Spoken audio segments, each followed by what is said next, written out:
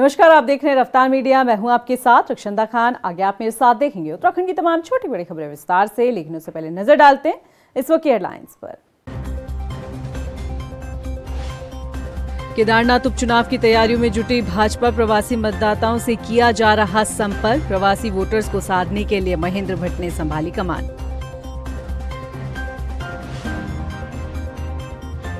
बेरोजगार संघ के अध्यक्ष बॉबी पवार की धामी सरकार को चेतावनी। केदारनाथ में बीजेपी के खिलाफ करेंगे प्रचार प्रसार। कांस्टेबल भर्ती में आयु सीमा बढ़ाने की रखी है मांग। उत्तराखंड में नए शहर बसाने की कवायद शुरू। श्रीनगर में बसाई जाएगी पहली टाउनशिप। जगहों को किया जा रहा चिन्हित। बढ़ती आबादी के दबाव को कम करने की कोशिश। और राजधानी देहरादून में उपनल कर्मी फिर भरेंगे सरकार के खिलाफ हुंकार। 22,000 उपनल कर्मियों ने किया हड़ताल का ऐलान। नियमितीकरण की कर रहे मांग। हेडलाइंस के बाद बुलेटिन में खबरें विस्तार से। और बात सबसे पहले कर लेते हैं केदारनाथ उपचुनाव की। केदारनाथ उपचुनाव के लिए भाजपा ने अपनी पूरी ताकत झोंकी हुई है।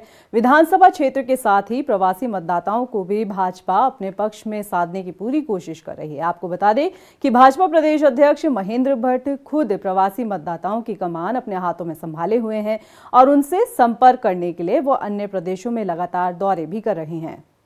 भारतीय जनता पार्टी का जो प्रवासी प्रकोष्ठ है, खासतौर पर उत्तराखंड के दृष्टिकोण जो प्रकोष्ठ बने हुए हैं, वो देश के उन राज्यों में जहां भारतीय जनता पार्टी का में बड़ी संख्या में भारतीय समाज के लोग वहां निवास करते हैं। और हमारा प्रयास है कि केदारनाथ विधानसभा में आपदा के बाद अनेकों लोगों का पलायन हुआ है। बड़ी संख्या में उनके मतदाता काम के सिलसिले में दिल्ली में है, चंडीगढ़ में है, हरियाणा में, लुधियाना में। तो हमारे जो प्रवासी कार्यकर्ता केदारनाथ विधानसभा के अंतर्गत जिनका क्षेत्र पड़ता है, ऐसे सब लोग के साथ मेरा मिलना हो रहा है। दिल्ली में मेरी बैठक हुई है, आज मैं लुधियाना आया हूँ, लुधियाना के अंदर बैठक है और मैं कहता हूँ बड़ी संख्या में अच्छा मतदान केदारनाथ के इस बाई इलेक्शन में हो, ये पार्टी की रणनीति का हिस्सा। बेरोजगार संघ के अध्यक्ष बॉबी पवार इन दिनों खासा चर्चाओं में हैं। वजह भ्रष्टाचार के खिलाफ आवाज मुखर करना, आईएएस अधिकारी के साथ दुर्व्यवहार का मामला और अब केदारनाथ उपचुनाव से पहले वहां जाने की तैयारी। और इन्हीं सब मुद्दों के बीच अब बीजेपी जो है उसके लिए चुनौती बॉबी पवार बन सकते हैं। पूरा मामला क्या है, ये रिपोर्ट में देखिए। बॉबी पवार की ललकार, उपचुनाव से पहले जाएंगे केदारनाथ, सरकार के खिलाफ करेंगे प्रचार। क्या धामी सरकार को चुनौती में डाल सकते हैं बॉबी पवार? उत्तराखंड में केदारनाथ का उपचुनाव जीतने के लिए भाजपा सरकार एड़ी चोटी का जोर लगा रही है, क्योंकि केदारनाथ उपचुनाव सरकार के लिए प्रतिष्ठा का सवाल बना हुआ है। सरकार के सामने कई चुनौतियां मुंह बाए खड़ी है और इन दिनों भाजपा के लिए उत्तराखंड बेरोजगार संघ के अध्यक्ष बॉबी पवार किसी चुनौती से कम नहीं है। वो भी तब जब बॉबी पवार ने सरकार को खुले तौर पर चेतावनी दी हो कि अगर युवाओं से जुड़ी कुछ मांगे पूरी नहीं होती है तो बेरोजगार संघ का एक दल केदारनाथ में जाकर सरकार के खिलाफ प्रचार प्रसार करेगा। दरअसल राज्य स्थापना दिवस के दिन देहरादून में बेरोजगार संघ ने करो या मरो भीषण महारैली निकाली, जिसमें उन्होंने पुलिस कांस्टेबल भर्ती में आयु सीमा बढ़ाने और महिलाओं के लिए अलग से 500 पदों पर भर्ती करने की मांग रखी। बॉबी पवार ने कहा कि भर्ती में आयु सीमा अगर नहीं बढ़ाई जाती है तो सबसे ज्यादा नुकसान सामान्य वर्ग के युवाओं को होगा और केदारनाथ में सामान्य वर्ग के लोग ही रहते हैं। ऐसे में उन्होंने सरकार को चेतावनी देते हुए केदारनाथ की जनता को भी सोचने पर मजबूर कर दिया। नहीं, देखिए, हम भाजपा के पक्ष में क्यों प्रचार करेंगे? कम से कम ये हो जाएगा जो प्रदेश भर में जो भाजपा के प्रति, सरकार के प्रति जो एक युवाओं में आक्रोश है, वो कहीं ना कहीं न्यूट्रल हो जाएगा। और अगर न्यूट्रल नहीं करेंगे तो समझ सकते हैं पहले बद्रीनाथ गया, मंगलोर गया, हो सकता है केदारनाथ भी जाएं, क्योंकि इस जो क्राइटेरिया है ये सामान्य वर्ग के युवा के लिए सबसे ज़्यादा खराब है। और उस सीट पर, जिस सीट पर उपचुनाव होने हैं, उस सीट पर सबसे ज़्यादा अगर युवा है, वहाँ एसटी तो है ही नहीं, वहाँ दूसरा भी नहीं है, सबसे ज़्यादा युवा सामान्य वर्ग के युवा है। यहाँ मांगे नहीं मानी गई तो उत्तराखंड बेरोजगार संघ का एक जत्था केदारनाथ उपचुनाव के लिए रवाना होगा और वहीं पर घर घर जाकर उन्हें सच्चाई बताई जाएगी कि सच्चाई क्या है। हालांकि इस चेतावनी के बाद भाजपा ने युवाओं से भ्रमित न होने की अपील की है। बीजेपी की प्रदेश प्रवक्ता कमलेश रमन का कहना है कि कुछ लोग युवाओं को गुमराह कर अपनी राजनीतिक रोटियां सेकने का काम कर रहे हैं।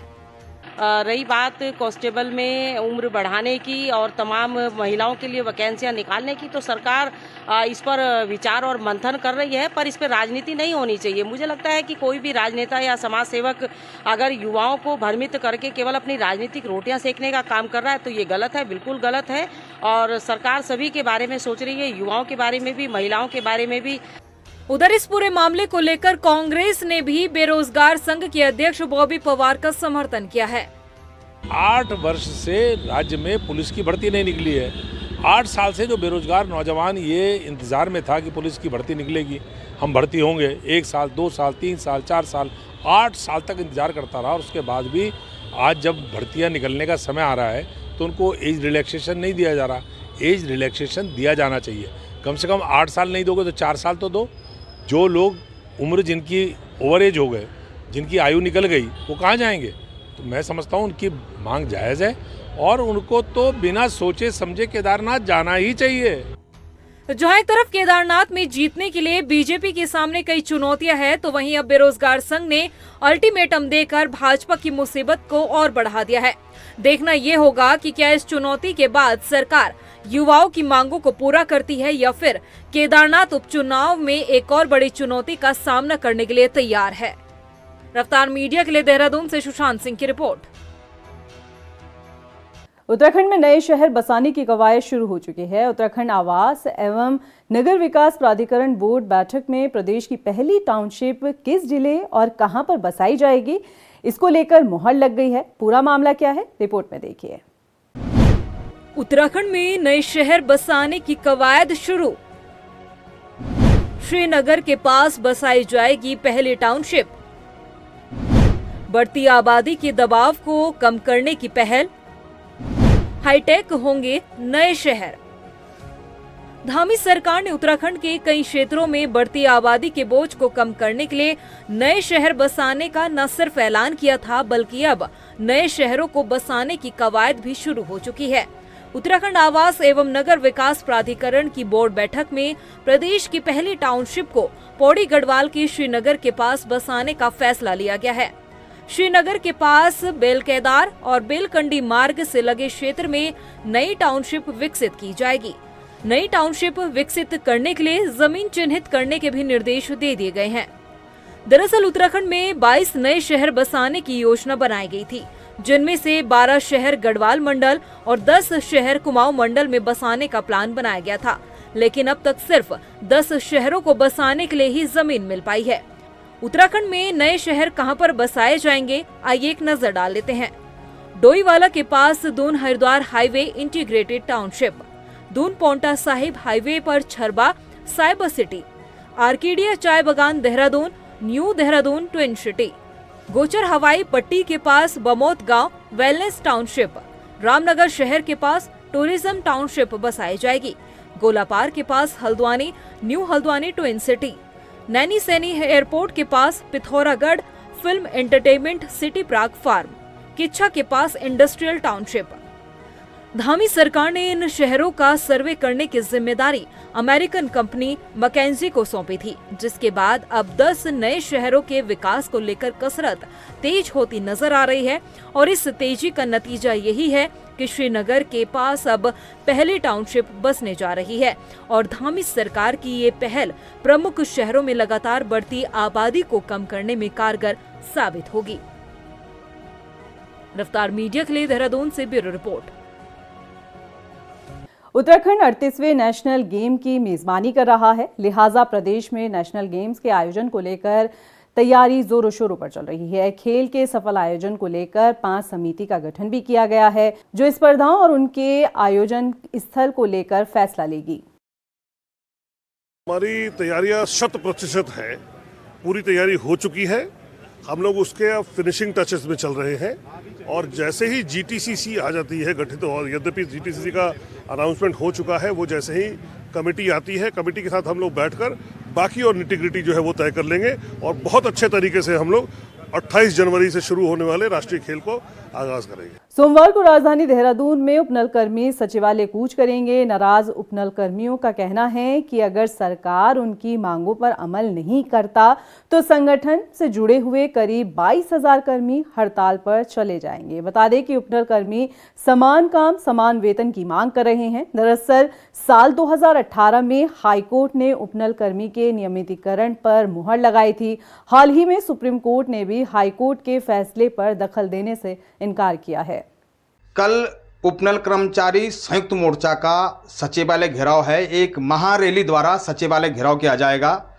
सरकार यदि किसी नतीजे पे नहीं पहुंचती है, उपनल कर्मियों को वार्ता के लिए नहीं बुलाती है या कोई ठोस निर्णय नहीं लेती है, तो सभी उपनल कर्मी एकता विहार धरना स्थल पर अनिश्चितकालीन धरने के लिए बैठ जाएंगे और जब तक सरकार हमारी मांगे नहीं मानती तब तक हम बैठे रहेंगे।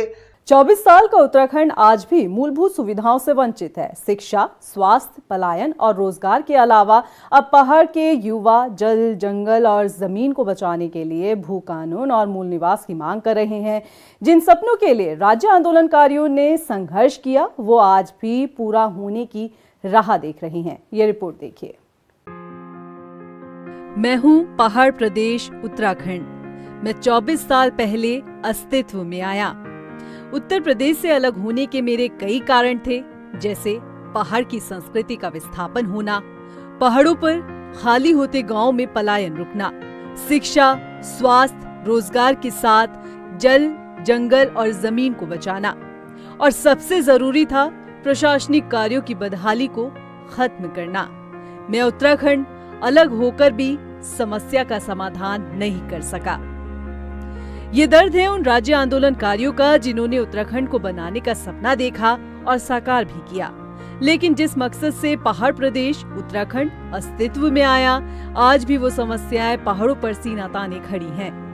पहाड़ पर सीमांत क्षेत्र आज भी मुख्यालय से जुड़ने के लिए सड़क का इंतजार कर रहे हैं। उत्तरकाशी के मोरी विकास खंड में जान जोखिम में डालकर गांव के छात्र और ग्रामीण पुराने संसाधन जैसे ट्रॉली, लकड़ियों के फट्टों के बने पुल के जरिए नदियों को पार करते हैं। 24 साल के युवा प्रदेश उत्तराखंड के पहाड़ पर मरीज और गर्भवती आए दिन डंडी कंडी की मदद से अस्पताल पहुंचती हैं। कई बार प्रसव दुर्गम रास्तों पर हो जाते हैं और कई मरीज अपनों के कांधों पर दम तोड़ देते हैं। गलती से अगर अस्पताल पहुंच जाए तो उपचार के अभाव का शिकार होते हैं। पहाड़ों पर स्कूलों की दशा भी किसी से छिपी नहीं है। स्कूल जर्जर हालत में है और पढ़ाने के लिए शिक्षक मौजूद नहीं है। जहां कहीं शिक्षक है तो वहां छात्र नहीं है, क्योंकि रोजगार के चलते पहाड़ों से पलायन 24 साल के युवा प्रदेश उत्तराखंड में आज भी नहीं रुका है। पलायन आयोग के गठन के साथ ही साल 2018 में त्रिवेंद्र सरकार ने उत्तराखंड उत्तर प्रदेश जमींदारी विनाश और भूमि व्यवस्था अधिनियम 1950 में बदलाव किया। तब सरकार ने तर्क दिया कि पहाड़ों पर प्राइवेट संसाधनों के आने से रोजगार के साथ पर्यटन को बढ़ावा मिलेगा। लेकिन आज उत्तराखंड जल, जंगल और जमीन को बचाने के लिए भू कानून की लड़ाई में उलझ गया है। रोजगार के लिए मूल निवास की मांग युवा कर रहे हैं। एक मूल आवश्यकता है। पहले भी मूल निवास था, बाद में बदल गया, स्थानीय निवास बन गया। अस्थायी निवास की आवश्यकता नहीं और लोगों की भी मांग है, और मैं भी प्रबल मांग के साथ मुख्यमंत्री जी से कहना चाहूँगा कि यहाँ के लोगों को मूल निवास मिलना चाहिए, भू कानून बनना चाहिए, ये यहाँ के हित में है। 15 साल की अवधि के लिए जो अस्थायी निवास प्रमाण पत्र दे दिया जा रहा।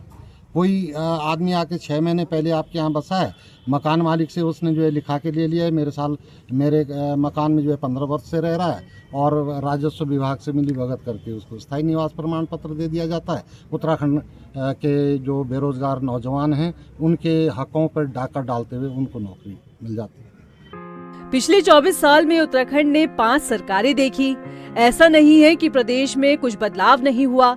जो योजनाएं चली उनका डंका सरकारों ने जरूर बजाया। निरंतर हमारे यशस्वी प्रधानमंत्री माननीय मोदी जी के आशीर्वाद से और हमारे जो प्रदेश के माननीय मुख्यमंत्री धामी जी हैं, उनके नेतृत्व में लगातार उत्तराखंड विकास की ओर बहुत अग्रसित हो रहा है। आज हमारा जनपद भी विकास की ओर काफ़ी अच्छा अग्रसित हो रहा है। तो मैं तमाम आंदोलनकारियों को कि जिस तरह से हम सबको मिलकर कि कैसे और अच्छा उत्तराखंड पूरे देश में, पूरे उत्तराखंड प्रथम स्थान पर के आगे की ओर अग्रसर हो और पूरे देश के अंदर पहला राज्य हमारा उत्तराखंड राज्य बने। ऐसी इस योजना के साथ हमारी सरकार निरंतर प्रयास कर रही है, निरंतर काम कर रही है और हम कहीं ना कहीं हम विकास की ओर आगे बढ़ रहे हैं। सरकार की उपलब्धियों में उत्तराखंड स्थायी राजधानी का मुद्दा तो नहीं सुलझा पाया, इतना जरूर हुआ कि गैरसैंण आज ग्रीष्मकालीन राजधानी बन गई है। इस साल रजत जयंती के मौके पर सीएम पुष्कर सिंह धामी ने दूरस्थ क्षेत्रों में साल 2030 तक सड़कों को पहुंचाने का संकल्प लिया है। सशक्त भू कानून लागू करने की बात भी कही है, लेकिन युवा प्रदेश उत्तराखंड में शिक्षा, स्वास्थ्य, पलायन, रोजगार और मूल निवास जैसे मुद्दे मानो गुम हैं। उत्तरकाशी से पृथ्वी के साथ ब्यूरो रिपोर्ट। देश के साथ उत्तराखंड में भी कानून व्यवस्था को बेहतर किया जा रहा है। गृह मंत्रालय ने एक नया ऐप तैयार किया है जिस पर सभी राज्य काम कर रहे हैं। बता दें कि एनसीआरबी द्वारा तैयार किए गए इस ऐप में केस और उससे जुड़े सभी संबंधित कार्यवाही को अपलोड किया जाएगा और यही जानकारी उत्तराखंड पुलिस को CCTNS पोर्टल पर मिलेगी, जिससे पुलिस कर्मियों को संबंधित केस से दस्तावेज तैयार करने में आसानी होगी। भारतीय न्याय संहिता जो नया कानून 1 जुलाई से लागू हुआ है, इसमें जो है अभी तक हम लोग उत्तराखंड पुलिस एक्ट अपना स्वयं का ऐप यूज़ कर रहा था, लेकिन एनसीआरबी ने अभी जो है वो लेटेस्ट अद्यावधिक जो है एक अपना खुद का जो है वो एनसीआरबी ने ऐप उपलब्ध कराया है। पूरे देश में वो जो है सभी राज्य उसको अपना रहे हैं। उत्तराखंड में भी जो है कल एक बृहद प्रशिक्षण इसमें किया गया है, तो इसके बाद सभी के मोबाइल में वो एनसीआरबी का ऐप डाउनलोड होगा। तो इससे हमारी जो क्राइम सीन पे जो भी कार्रवाई है, फोटोग्राफी है, वीडियोग्राफी है, क्राइम सीन की जो भी कार्रवाई है, सीजर होती है, अरेस्टिंग होती है, उस सारी कार्रवाई जो है अपना अभी इसके बाद विवेचक जो है उस ऐप के माध्यम से करेंगे और वो सारा डेटा डायरेक्टली जो है हमारा CCTNS और उसके बाद वो क्लाउड के सर्वर में जाएगा। रुड़की सिविल लाइन अस्पताल में कुछ डॉक्टरों की लापरवाही का मामला सामने आया है। बताया जा रहा है कि डॉक्टर के नदारत रहने से मरीजों को खासा परेशानियों का सामना करना पड़ रहा है। इसके अलावा मरीजों के साथ दुर्व्यवहार की बात भी सामने आई है। आपको बता दें कि इस पर हरिद्वार के मुख्य चिकित्सा अधिकारी ने कहा है कि मामले में गोपनीय जांच की जा रही है और जो भी डॉक्टर अपनी ड्यूटी में लापरवाही बरतता है उसके खिलाफ कड़ी कार्रवाई की जाएगी। महिला डॉक्टर का तो जो रवैया है बहुत खराब है। वो ये समझते हैं कि शायद जो है सरकारी नहीं है, ये तो प्राइवेट है। हर आदमी बैठा रहता है, मोबाइल देखता रहता है, उसके अलावा उनको कोई दिक्कत नहीं। लेकिन जैसा आपके द्वारा भी संज्ञान में लाया गया है, इसको मैं अपने लेवल पर पर्सनली गोपनीय रूप से मैं जांच भी करा लूँगा इसकी। यदि ऐसा कुछ मिलता है तो निश्चित तौर पर कार्रवाई की। लोहाघाट में भी पुलिस ने विशेष चेकिंग अभियान चलाकर बिना हेलमेट, रैश ड्राइविंग और यातायात नियमों की अनदेखी करने वालों के खिलाफ चालानी कार्रवाई की। पुलिस ने 16 बाइक और स्कूटी सीज की है। आपको बताते कि 2 युवकों के चालान भी काटे गए हैं। उधर थाना अध्यक्ष ने बताया कि ये कार्रवाई आगे भी जारी रहेगी। ऐसा है कि जो स्कूल टाइम में बच्चे निकलते हैं तो कुछ मंचूले टाइप हैं, कुछ स्पीड ड्राइविंग करते हैं, कुछ बिना हेलमेट हैं, जिनके कारण उनका जीवन तो भय में रहता है, उसके अलावा अपने साथ दूसरों का जीवन भय भी डालते हैं। इसमें हमने अभियान चला रखा है। वहीं रुड़की के माधोपुर गांव में मामूली कहासुनी के चलते 2 पक्षों में खूनी संघर्ष देखने को मिला। बता दें कि इस घटना में 7 लोग से ज्यादा घायल बताए जा रहे हैं, जिसमें से 2 की हालत नाजुक बनी हुई है, जिन्हें हायर सेंटर ऋषिकेश रेफर किया गया है। बताया जा रहा है कि कुछ दिन पहले शादी में डीजे को लेकर हंगामा हुआ था। हालांकि अब पुलिस इस पूरे मामले में जाँच कर रही है। और हम तो अपने काम में होते हैं और काम में इन्होंने प्लानिंग करके कई तलवार थी, किसी का हाथ में हॉकी थी, किसी का हाथ में होती पलकटी, इस तरह मारे। हाँ जी, एक तो गुड्डू था, एक असलम था, एक क्या नाम तुम्हारा मुरसलीम था, एक तालिब था। अभी के लिए फिलहाल इतना ही। मुझे दे इजाजत, लेकिन चलते चलते नजर डालते इस वक्त की हेडलाइंस पर। नमस्कार। केदारनाथ उपचुनाव की तैयारियों में जुटी भाजपा प्रवासी मतदाताओं से किया जा रहा संपर्क। प्रवासी वोटर्स को साधने के लिए महेंद्र भट्ट ने संभाली कमान।